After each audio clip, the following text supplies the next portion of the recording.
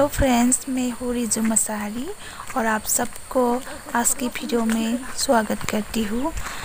और आज की वीडियो है, अभी मैं स्नेल पकड़ने जा रही हूँ। स्नेल मतलब हिंदी में क्या बोलती है मुझे मालूम नहीं। अगर आप लोगों को पता है तो प्लीज़ कमेंट करके बता दीजिएगा। और अभी ना मैं इतनी बड़ी पानी में स्नेल पिकअप करने जा रही हूँ। तो फ्रेंड्स, आप लोग मेरी वीडियो को अंत तक ज़रूर देखिए कि मैं कैसे पिकअप करती हूँ स्नेल को। और ये हमारे बोडो लोगों के लिए ट्रेडिशनल फूड है। आप लोग देखते रहिए मेरी वीडियो को। तो चलो स्टार्ट करते हैं, हम अभी जा रही है। हाय लोगोफोर, खुलुमबाय। आंनि चेनेलाव गासिखौबो बरायबाय। आरो दिनै लोगोफोर, आं दायो आरोना साम' खननो थांगासिनो दै गोथौआव। नै जेखाइ लाखाबाय, खबाइ,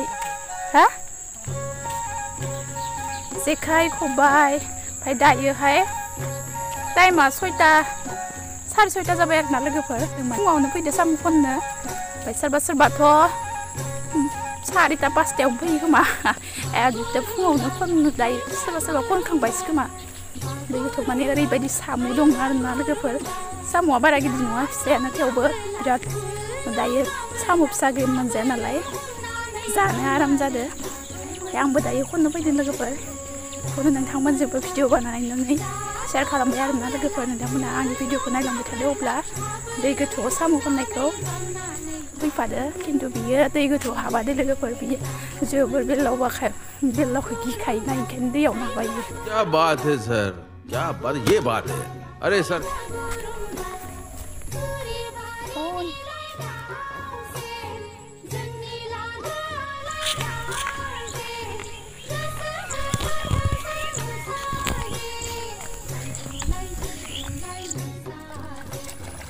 नै लोगोफोर, साम' खननायाव मोनफैबाय। आरो नायदो आंनि साम' खननायखौ, जोंनि साम' खननाया माबायदि। नै लोगोफोर, आं फैनायनि सिगाङावनो बुंखाजोबना दं आरोना बिलोआव।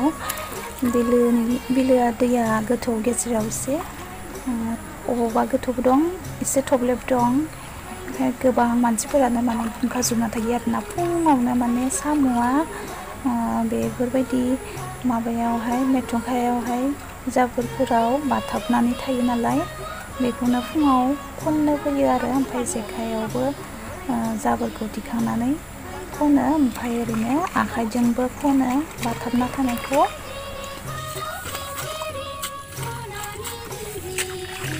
नाबो मोनसै लोगोफोर, बे बिलोआवहाय गोबां नाबो दं। लाङिफोराव साबा मोनो आरो दै रानबा गुरनाबो मोनगोन।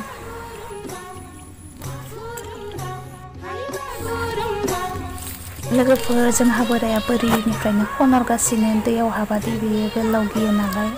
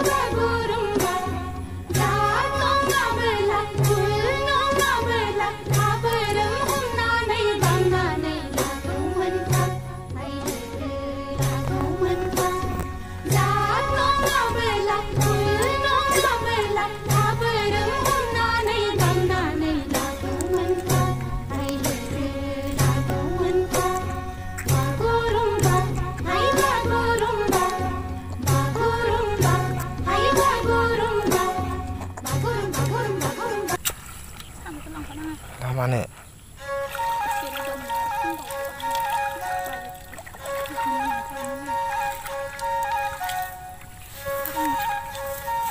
आं एसे गिलिर जालांगोन फैगोनाबा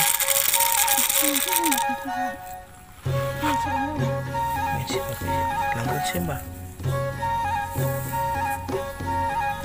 बाबुदो होबोनोसै सानैदो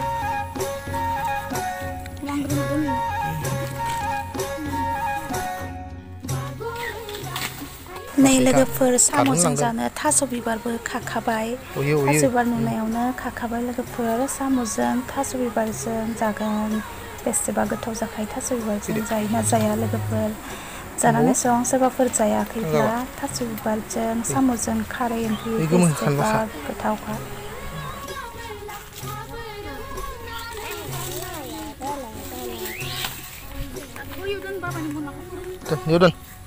Yaudah.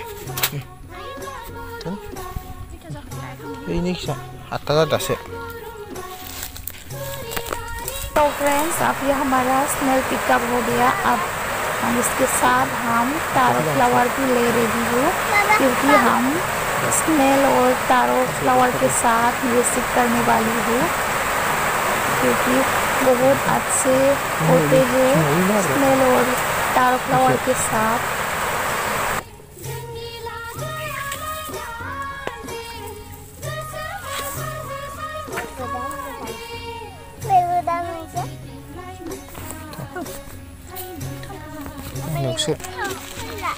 Manusia tok ini kaki jebak kata orang nak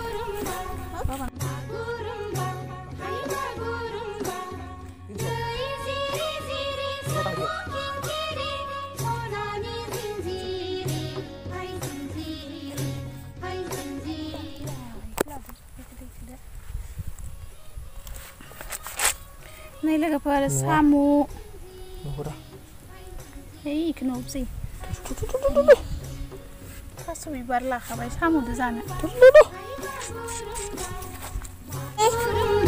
Tanah ke nona ibu tengah, tuh nona ibu tengah tuh. Ada di sini.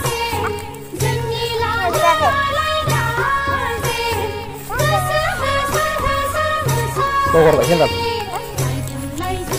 Hah? Ma?